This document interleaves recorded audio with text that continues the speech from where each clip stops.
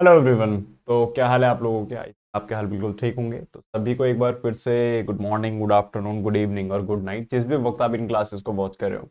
तो आज के दिन हम एक नया चैप्टर अपना स्टार्ट करने वाले हैं, that is chapter number 8 as per your book और as per my book you can say. ठीक है, आपकी बुक में एक टॉपिक होगा स्मॉल बिजनेसेस। ठीक है, तो स्मॉल बिजनेसेस जो भी आपका चैप्टर है और 6 है 7th है, you can adjust it accordingly.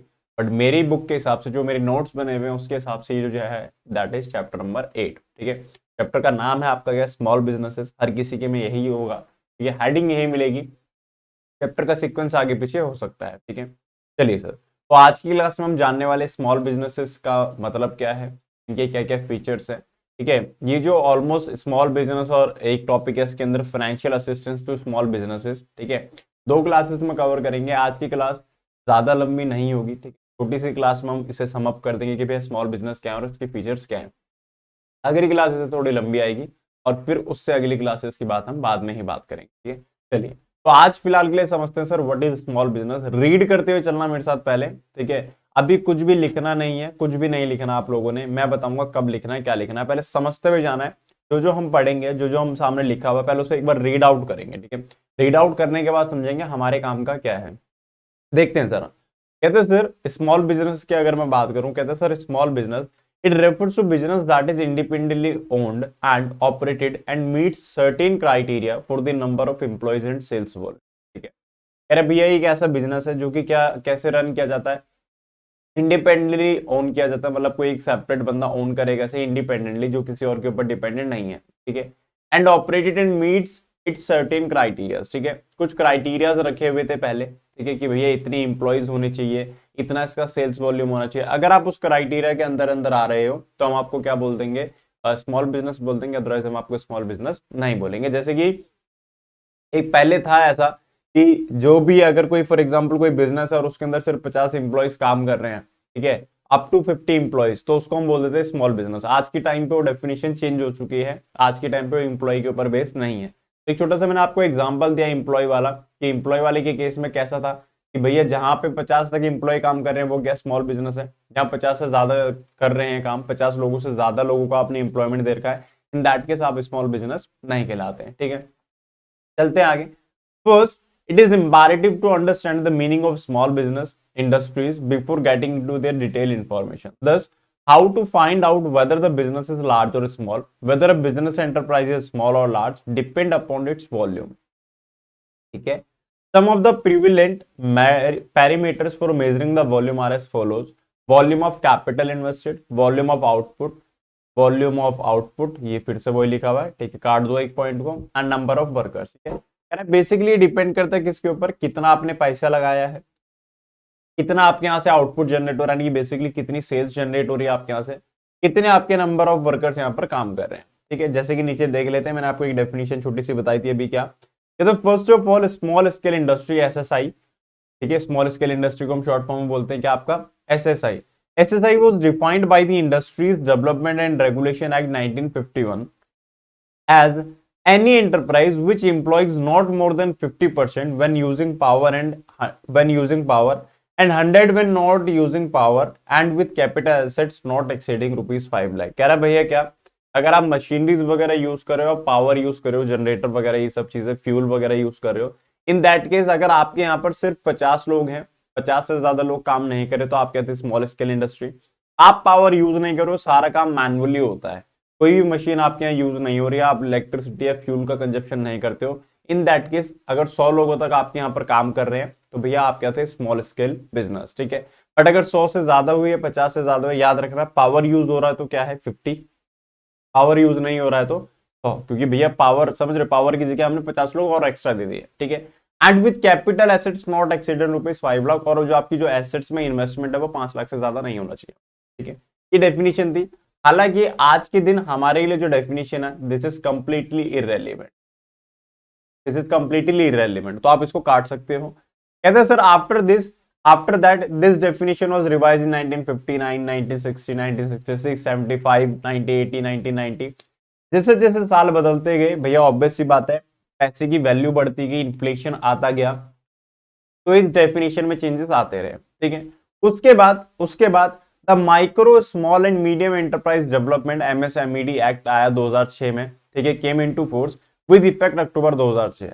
As per MSMED act 2006, micro small and medium prizes act as given below. कह रहा भैया क्लासिफिकेशन की इसने किसकी, तीन चीजों की, माइक्रो की, स्मॉल बिजनेसेस की और मीडियम बिजनेसेस की, ठीक है। तो इसने क्या बोला, कहता है भैया पहले हम ना बिजनेस को बांटेंगे दो टुकड़ों में, दो हिस्सों में।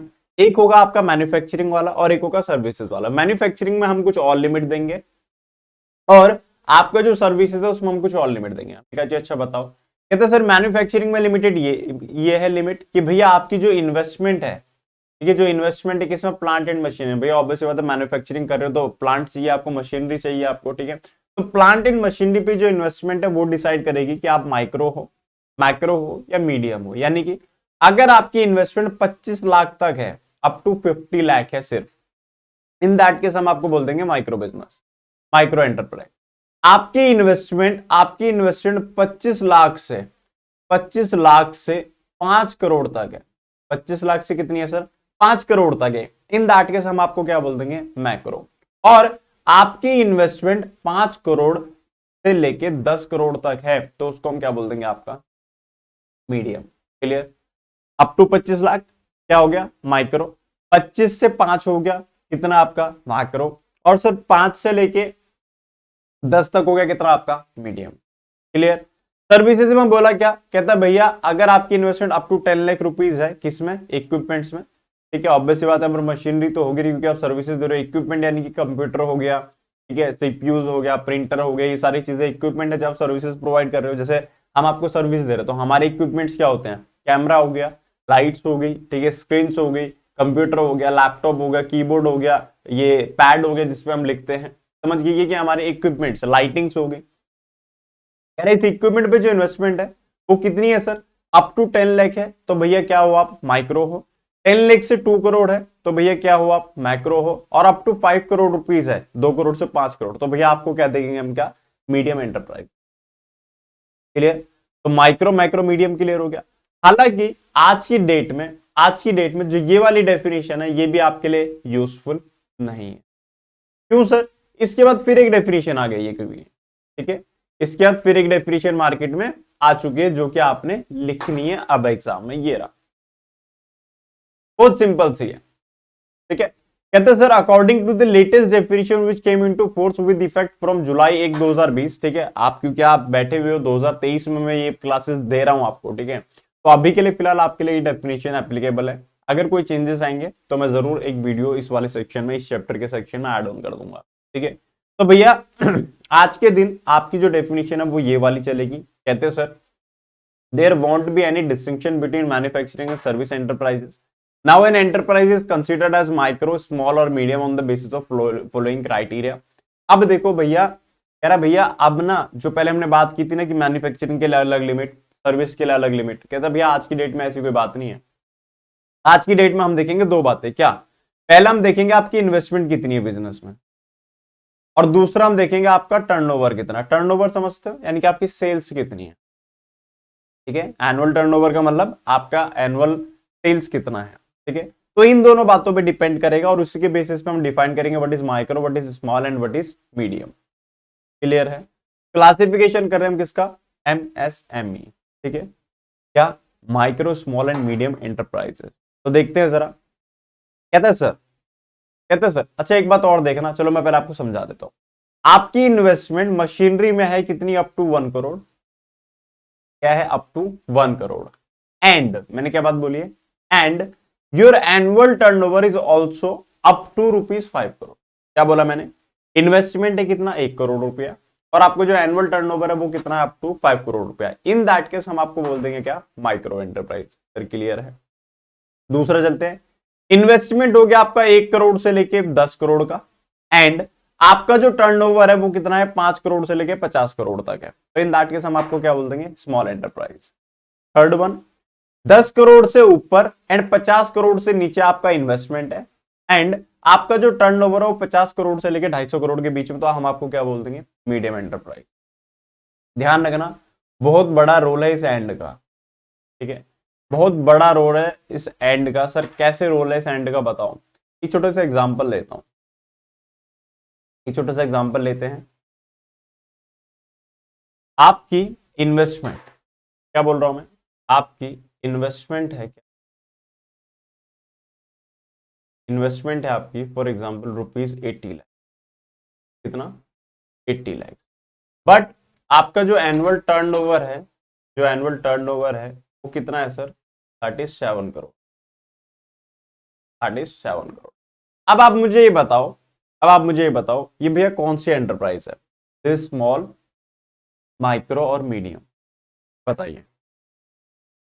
माइक्रो है, स्मॉल है या मीडियम है, आपको बताना है। मैंने क्या बोला, इन्वेस्टमेंट कितनी और क्या आपकी, आपकी इन्वेस्टमेंट और क्या सर, 80 लाख रुपया। और जो आपका जो टर्नओवर है, आपका जो टर्नओवर है वो कितना पहुंच गया सर, 7 करोड़ रुपया। अब आपको बताना है कि कौन सी कैटेगरी में है सर, ये माइक्रो है, ये स्मॉल है या ये मीडियम है। Investment is 80 lakh rupees and the turnover is 7 crore. अब देखते हैं जरा, मैं आपकी उस पर जाता हूं, ठीक है, देखना जरा। सर, सर इन्वेस्टमेंट कितना, 80 लाख, 80 लाख तो इस कैटेगरी में आ रहा है, पहली वाली में, ठीक है। And the turnover is 7 crore, sir 7 crore तो यहां पर आएगा, ये तो कंफ्यूजन वाली बात है सर। सर एक कंडीशन ऊपर की सेटिस्फाइड हो रही है, एक कंडीशन नीचे की सेटिस्फाइड हो रही है। देखो एंड का मतलब क्या होता है, एंड का मतलब होता है when both the conditions will be satisfied, तब आप माइक्रो हो गए। यानी कि आपका जो इन्वेस्टमेंट है वो क्या है, 1 करोड़ के अंदर अंदर है, और आपका टर्नओवर भी 5 करोड़ के अंदर अंदर है, इन दैट केस आप क्या हो, माइक्रो, ठीक है। देखते हैं हमारा केस क्या है, हमारा केस क्या है सर, इन्वेस्टमेंट तो 80 लाख है, इन्वेस्टमेंट तो क्राइटेरिया के अंदर है, बट टर्नओवर कहां चला गया, अगली कैटेगरी में। टर्नओवर कहां चला गया, अगली कैटेगरी में, किसमें, स्मॉल वाली कैटेगरी में। तो भैया ये जो बिजनेस होगा वो क्या कहलाया जाएगा, स्मॉल कहलाया जाएगा, ना कि माइक्रो कहलाया जाएगा। अगर आपको माइक्रो कहलाना है या स्मॉल कहलाना है, मीडियम कहलाना है, माइक्रो कहलाना है, तो माइक्रो की दोनों कंडीशन सेटिस्फाई होनी चाहिए, यानी कि इन्वेस्टमेंट 1 करोड़ तक और टर्नओवर 5 करोड़ तक। आपको स्मॉल की कैटेगरी में आना है तो इन्वेस्टमेंट 1 करोड़ से लेके 10 करोड़ तक, और जो आपका टर्नओवर है दैट इज 5 करोड़ से लेके 50 करोड़ तक, समझ रहे हो, 1, 10, 5, 50, ठीक है। उसके बाद चलते हैं, उसके बाद क्या है, अगर आपको मीडियम में आना है तो भैया आप क्या कहलाओगे, 10 करोड़ से लेके 50 करोड़ तक की आपकी इन्वेस्टमेंट है, और 50 करोड़ से लेके 250 करोड़ तक का आपका क्या टर्नओवर है। क्लियर है, क्लियर है। तो अगर ये चीज क्लियर होगी तो भैया हमारा क्या हो गया, डेफिनेशन क्लियर होगी किसकी, एमएसएमई की। तो आपके एग्जाम के लिए जो डेफिनेशन आपने लिखनी है वो सिर्फ यही लिखनी है, this is the most important. और यही आपको डेफिनेशन याद करनी है किसकी, एमएसएमई की, कि भैया माइक्रो क्या है, स्मॉल क्या है और मीडियम क्या। माइक्रो का मतलब क्या है, आपका जो सर इन्वेस्टमेंट है वो कितना है, 1 करोड़ रुपया, ठीक है, और आपका जो टर्नओवर है वो क्या, अप टू 5 करोड़ रुपीज, ठीक है सर। उसके बाद स्मॉल के अंदर क्या है, आपका जो इन्वेस्टमेंट है that is 1 to 5 crore rupees, sorry 1 to 10 crore rupees, and turnover क्या आपका 5 से लेके 50 करोड़ रुपीज, ठीक है सर। मीडियम में जाना है तो भैया इन्वेस्टमेंट कितना हो सकता है, 10 से 50 हो सकता है, और टर्नओवर क्या होगा आपका, 50 से 250 होगा।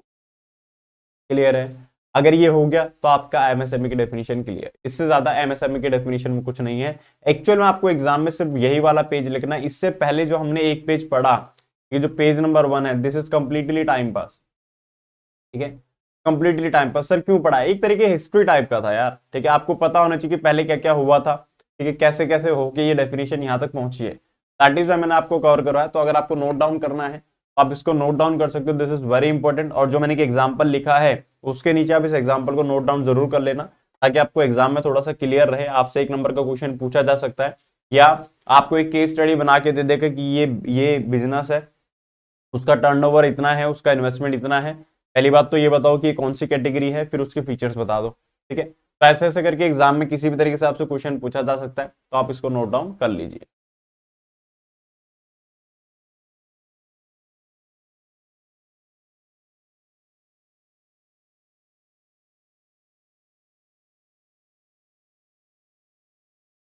प्लीज सर, इतना टाइम बहुत है आपके लिए नोट डाउन करने के लिए। बाकी आपको नोट डाउन करना है तो आप तो स्क्रीनशॉट ले सकते हो, या आप वीडियो को पॉज कर सकते हो। तो मैं वीडियो को ज्यादा लंबी ना करके, हालांकि मैं लंबी करूंगा तो मेरा बेनिफिट होगा, बट उस बेनिफिट का फायदा नहीं जिससे आपको बेनिफिट ना पहुंचे, ठीक है। तो हम आगे चलते हैं, और आगे चलते हैं इस पे, role of small business in rural India पे, ठीक है। कि भैया जो रूरल एरिया है आपका, जो ग्रामीण क्षेत्र है जो आपका, ठीक है, उस ग्रामीण क्षेत्र में ये जो स्मॉल बिजनेसेस हैं, ठीक है, उन बिजनेसेस का क्या रोल है, क्या महत्वाकांक्षाएं हैं इनकी वहां पर, ठीक है, ठीक है, क्या इंपॉर्टेंस है इनकी वहां पर, तो एक बार वो समझते हैं। सबसे पहला बोलता है सर क्या, मोर इंप्लॉयमेंट। देखो आपको भी पता है स्मॉल बिजनेसेस जो होते हैं these are basically labour oriented. क्या होते हैं ये? Labour oriented. Sir what is labour oriented? बेटा ये ज्यादा डिपेंड, ये मशीनरीज पे डिपेंड नहीं करते, ये किस पे डिपेंड करते हैं? आपका लेबर पे। आपने देखा होगा शायद, आई डोंट नो कि आप लोगों ने कभी देखा है नहीं देखा,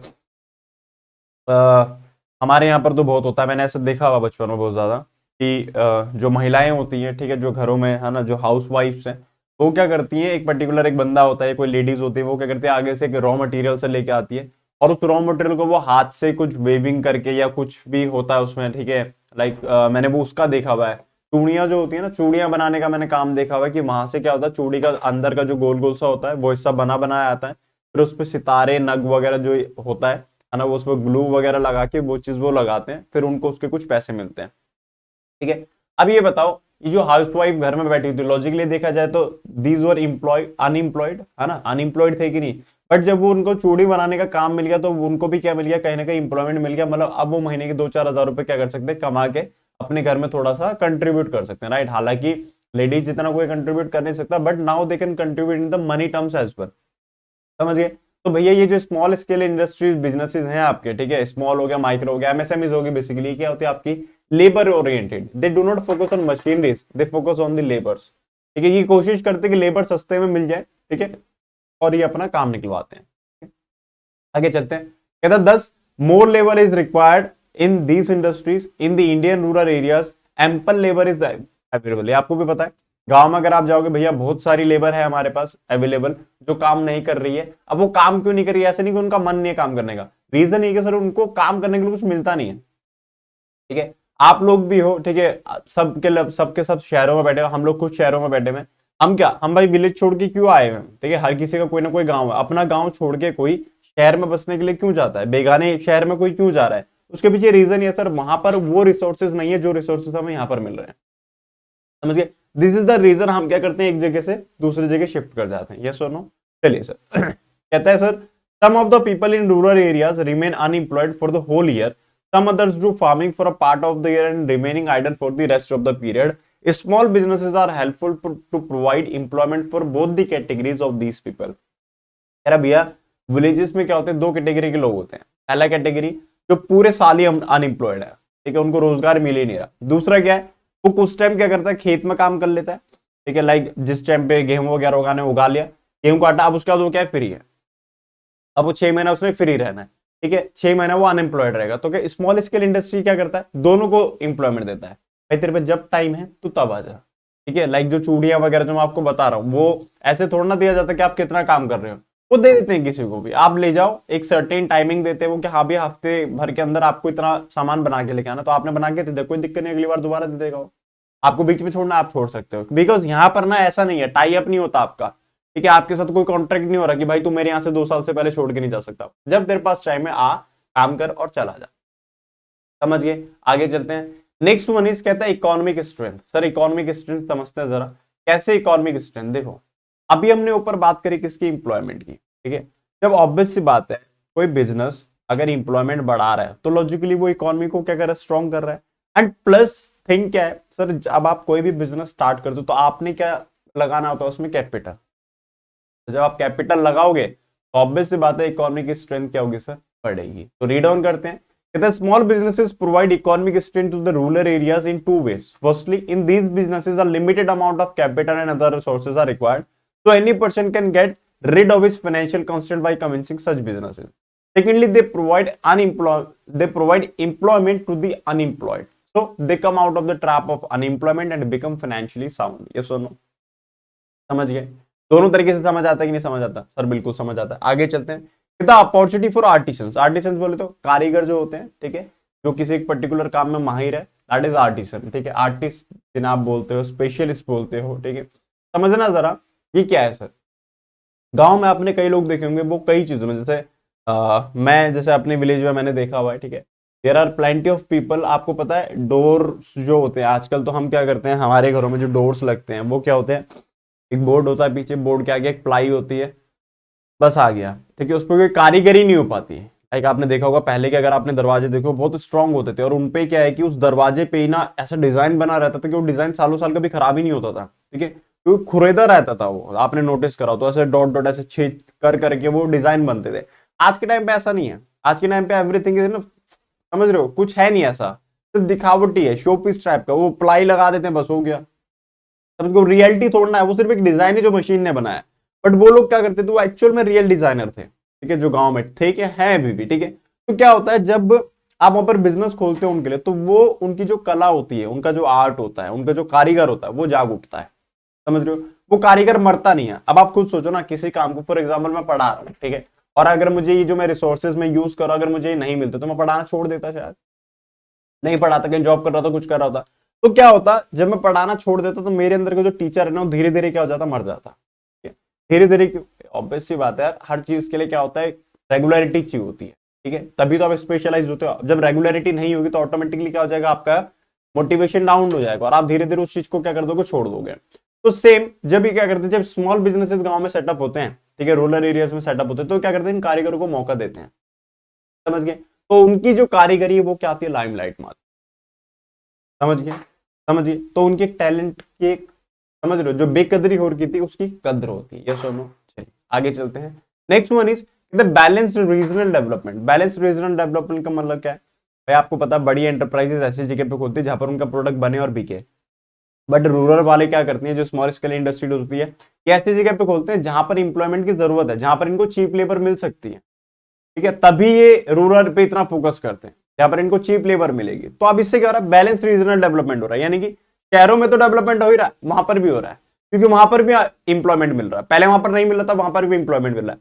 लिविंग स्टैंडर्ड बढ़ेगा लोगों का, क्यों, जब ये बताओ स्मॉल स्केल इंडस्ट्री है, आज स्मॉल है कल को तो ग्रो होगा, वहां पे जो सामान आता जाता होगा उसके लिए ट्रांसपोर्टेशन की जरूरत पड़ेगी, तो रेगुलर बेसिस पे ट्रक्स वगैरह आएंगे, ठीक है, समवेयर हमें रोड, हम रोड भी बनवाएंगे भैया, पैसों की जरूरत पड़ेगी, बैंक भी आएगा। समझ रहे हो कि नहीं, तो धीरे धीरे क्या होती है, फैसिलिटीज बढ़ती है, तो भैया इससे क्या होता है, आपका स्टैंडर्ड ऑफ लिविंग जो है वो भी क्या हो जाता है, बढ़ जाता है।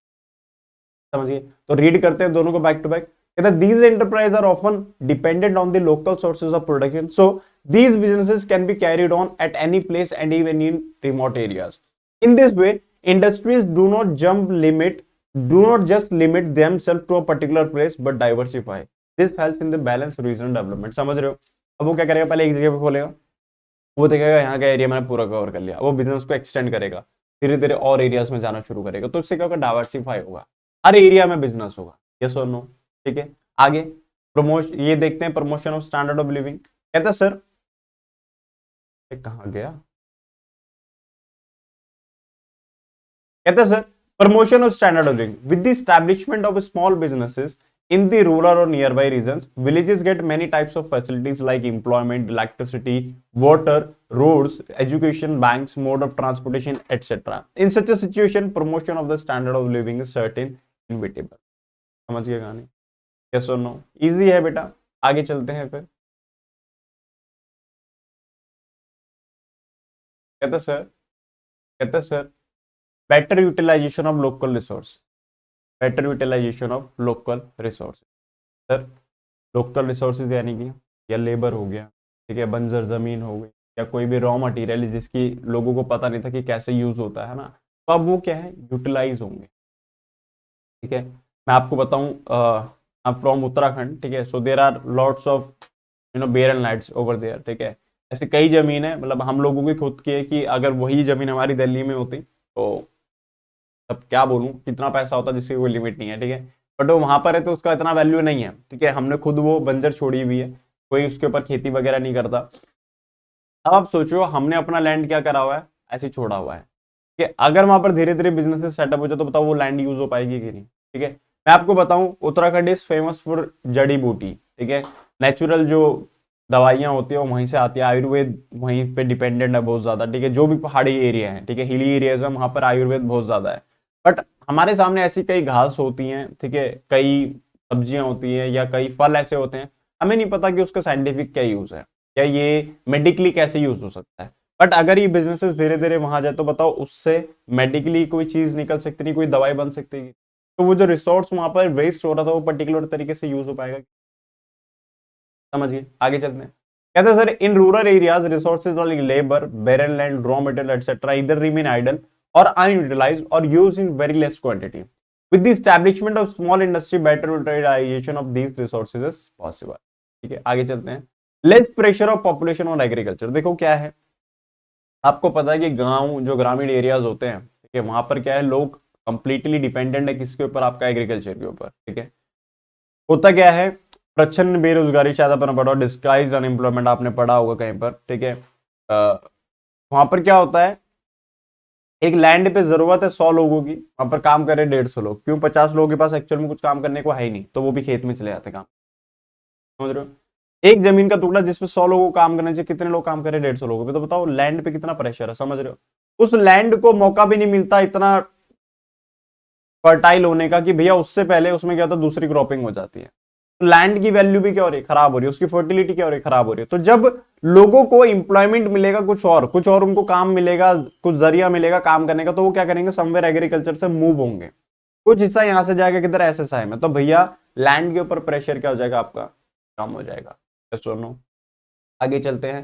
नेक्स्ट वन इज, कहते हैं, अच्छा रीड कर लेते हैं, कहता है more population depend upon land for its survival, the land is further divided into small pieces, it's no longer remains beneficial to farming on such small fields, every year there is a further increase of approx 30 lakh people who depend on agriculture. समझ रहे हो, जमीन तो बढ़ेगी नहीं ना भाई, 30 लाख लोग जरूर बढ़ रहे हैं हर साल, जमीन कभी नहीं बढ़ेगी, ठीक है। So this has become necessary to reduce this burden on land, this is possible only when people will establish small, ठीक है। आगे चलते हैं, कहते हैं equitable distribution income, with the establishment of these businesses the income of the country is not just concentrated with some handful city industries but is also distributed among many small rural industrialists. This helps to reduce the gap between the rich and the poor in the country. देखो, हम हमेशा से पढ़ते हुए आए हैं कि गरीब गरीब होता जा रहा है, अमीर अमीर होता जा रहा है। ऐसा क्यों हो रहा है, कभी आपने ये सोचा है क्या कि गरीब गरीब क्यों हो रहा है और अमीर अमीर क्यों हो रहा है, उसके पीछे का रीजन क्या है, ये भी तो जानना पड़ेगा ना अपन लोगों को। उसके पीछे का रीजन क्या है, अगर मैं सिंपली शब्दों में बताऊं, भैया गरीब को जॉब नहीं मिल रही है और अमीर पैसे पे पैसा कमाया जा रहा है, समझ रहे हो। इस एक ही रीजन, और कोई रीजन थोड़ा है, ठीक है। तो भैया इस गैप को कम किया जा सकता है कैसे, या तो आप गरीब को थोड़ा सा पैसा दे दो, या आप अमीर से थोड़ा पैसा छीन लो, ठीक है। अमीर से तो आप छीन नहीं पाओगे, तो हम क्या करेंगे, गरीब को थोड़ा सा पैसा दे देंगे। तो गरीब को पैसा देने का तरीका क्या, भैया स्मॉल बिजनेसेस सेटअप करो, इंप्लॉयमेंट, तो पैसा ऑटोमेटिकली जाएगा। तो डिस्ट्रीब्यूशन क्या होगा, धीरे धीरे इक्वल तो नहीं हो पाएगा, इक्विटेबल तो नहीं हो पाएगा, पर धीरे धीरे उस गैप को वो क्या करेगा, कवर करने की कोशिश जरूर करेगा, है ना। चलिए, तो ये था हमारा क्या, स्मॉल स्केल बिजनेस, एमएसएमई पढ़ा हमने इसके अंदर, ठीक है। कुछ नहीं पढ़ा हमने इसमें, 2 क्वेश्चन कवर करे बेसिकली। एक हमने पढ़ा व्हाट इज एमएसएमई, ठीक है। तो एमएसएमई के लिए आपको मैंने बता दिया कौन सी डेफिनेशन याद करनी है आप लोगों ने, ठीक है। 1 करोड़, 5 करोड़, 50 करोड़, ठीक है। कौन सी, ये रही भाई, 1 करोड़, 10 करोड़ और 50 करोड़। 5 करोड़ पता नहीं क्यों निकलता है मेरे मुझसे, पुराना वाला चल रहा है मेरे मुंह पे, ठीक है। 1 करोड़, 10 करोड़, 50 करोड़, और इधर कितना, 5 करोड़, 50 करोड़ और 250 करोड़, ठीक है। तो आपको याद रखना, और बीच में एंड की कंडीशन आपको जरूर याद रखनी, ठीक है। फिर हम पढ़ा क्या, role of small business in rural India. अब इसके बाद अगली क्लास में जो हम कवर करेंगे, अगली क्लास थोड़ी सी लंबी होगी, आज की भी ऑलमोस्ट लंबी चली गई है, ठीक है। अगली क्लास में हमने ये पढ़ना है क्या, फाइनेंशियल असिस्टेंस टू इंडस्ट्रीज, ठीक है। ये रहा कमर्शियल बैंक एंड ऑल, ये सारी चीजें हम पढ़ेंगे कब, आपका अगली क्लास, ठीक है। तो अगली क्लास में जो आपका 8.1 है वो मेरी तरफ से खत्म हो जाएगा, फिर हम 8.2 शुरू करेंगे, जो कि क्वाइट बहुत ज्यादा इंपॉर्टेंट है रियल लाइफ के लिए भी, ठीक है। आपने ऐसे शब्द सुने होंगे, ट्रेडमार्क, कॉपीराइट, है ना, ऐसे आपने कुछ बातें सुनी होंगी रियल लाइफ में, तो वो क्या होता है, ट्रेडमार्क क्या होता है, कॉपीराइट क्या होता है, ये सारी हम बातें जानेंगे कब, आपकी अगले से अगले क्लास में, यानी कि ऑलमोस्ट आज से थर्ड क्लास में, आज फर्स्ट क्लास मान लो, सेकेंड, थर्ड क्लास में हम जानेंगे बातें। तो तब तक पढ़ते रहिए, सीखते रहिए, ठीक है, रिवाइज करते रहिए। चैनल को सब्सक्राइब कर देना अगर नहीं किया तो, वीडियो को लाइक कर देना और अपने दोस्तों के साथ शेयर कर देना, ठीक है। तो मिलते हैं हम आपसे अगली क्लास में, तब तक के लिए टाटा, सी यू, बाय बाय।